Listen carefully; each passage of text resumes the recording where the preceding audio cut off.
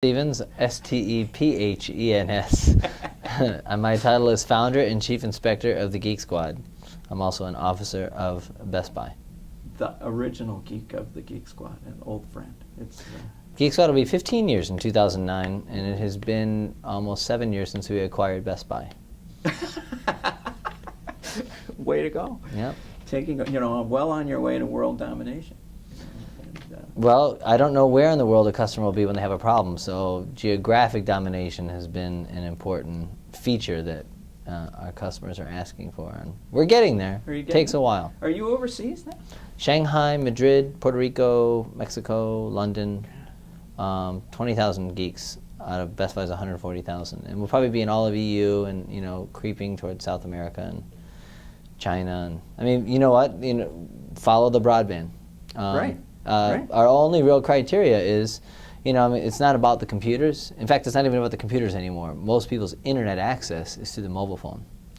So when we think of broadband, we think of landlines or physical. While that will be important, already for me, the computer's a peripheral to the mobile device. Huh. And so 50% of all internet searches on the mobile web are from iPhones alone.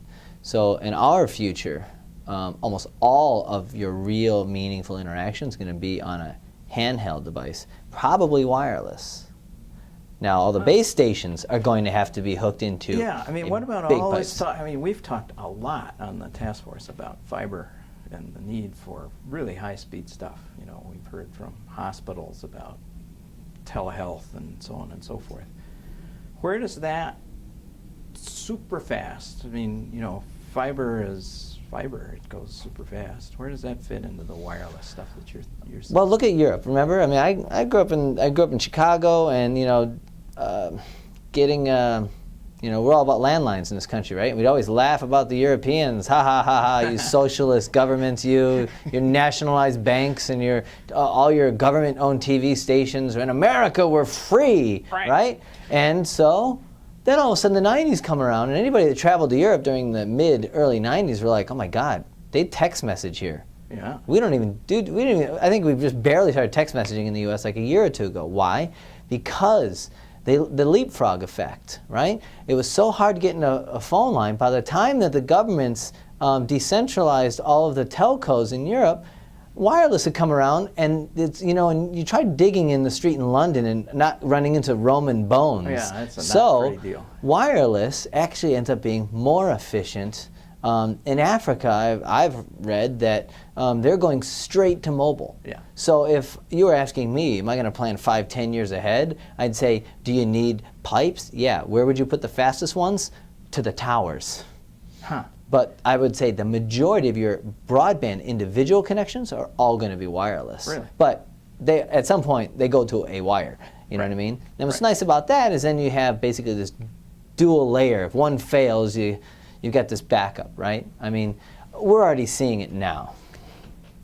Do you think it'll be fast enough for the stuff that we're going to be doing?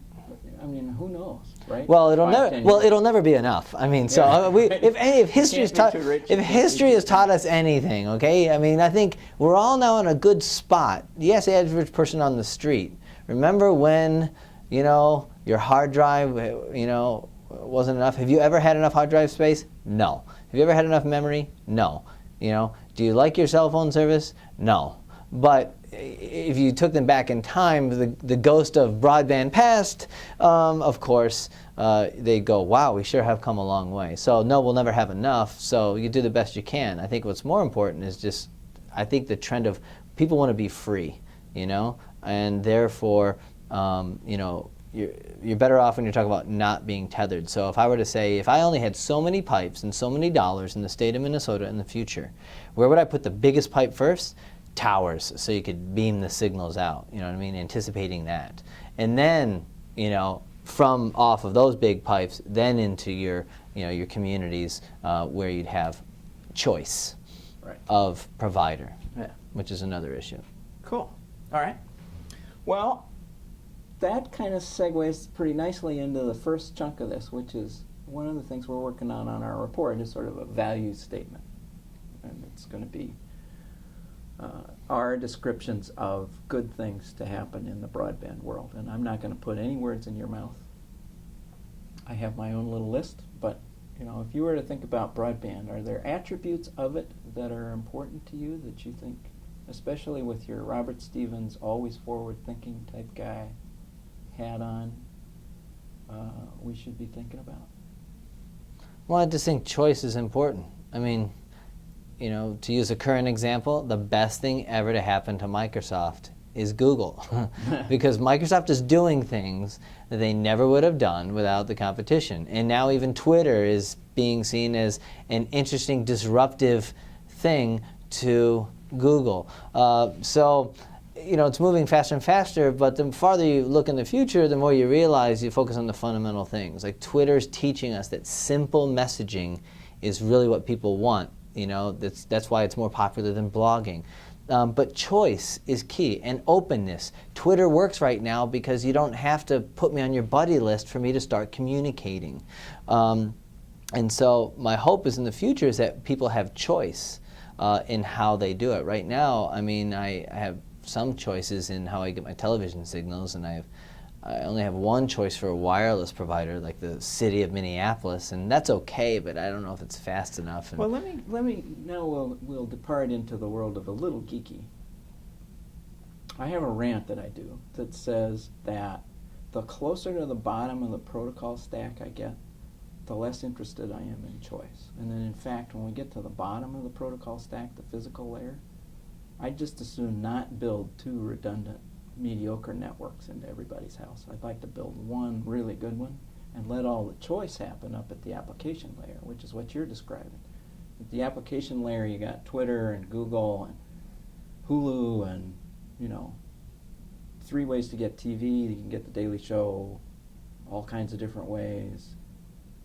But let the choice happen at the application layer, Skype, and let the bottom layer actually go towards a natural monopoly and say, let's get it really good really fast.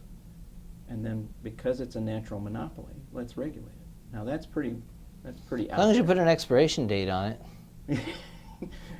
Good only until and then. Well, I think your idea works, provided that you can get out of it when you need to, or you can transition. Because when the next technology comes along, if you haven't built in some expiration date that gives you a way to re-examine it, then you're going to calcify the system. That's my only fear with your model. So you're right up until the point at which we might want to look at that bottom, you know, base layer and saying, oh, there's this new thing coming along. Well, we can't do that because we got all these jobs that are at stake. So we can't make changes because we got jobs at stake. Well, it's always about the jobs you have today versus the jobs you might have in 5 to 10 years. You know what I mean? Yeah. So yeah. I think that's why I think the expiration date is great. It's like, great, you can have this monopoly we got here, but we're also going to, you know, because at the expiration date you can extend it. You can extend it. Yeah. But you've got that there, and I think people act differently when they know they're going to die. And if you give them the date they're going to die, they're going to act real appreciative.